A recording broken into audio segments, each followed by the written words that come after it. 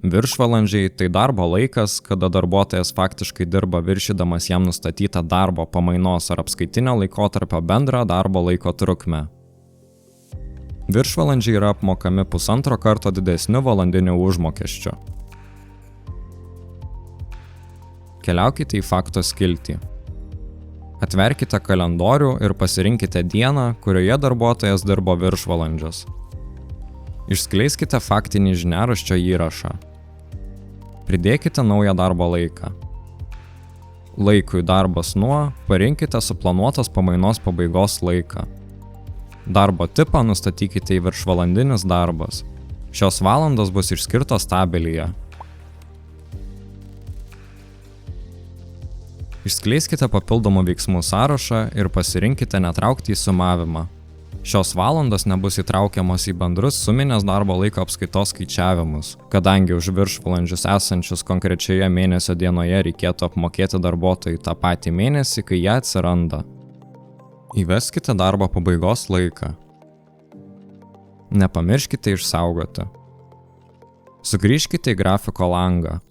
Išskleiskite grafiko nustatymų sąrašą ir įjunkite nustatymą faktiniai pamainų įrašai. Kairėje pusėje darbuotojo kortelėje viršvalandžiai išskirti nuo įprastų darbo valandų plus simbolių.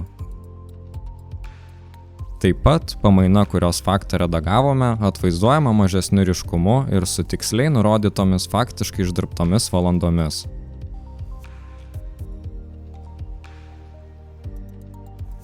Suminės darbo laiko apskaitos atveju darbuotojui vieną mėnesį viršijus jam nustatytą mėnesio valandų kiekį, sudarant kito mėnesio grafiką, galima suplanuoti mažiau darbo valandų, tai yra išlyginti praėjusį mėnesį atsiradusį valandų perviršį.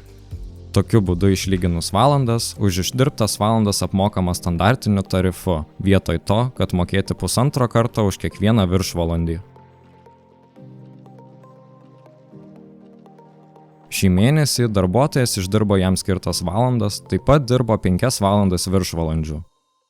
Faktinėme įraše įveskite viršvalandžius, tik palikite juos įtrauktus į bendrą darbo valandų sumą. Grįžkite į darbo grafiką. Darbuotojo kortelėje viršvalandžiai įtraukiami į bendrą valandų sumą. Nukeliaukite į kitą suminės apskaitos mėnesį.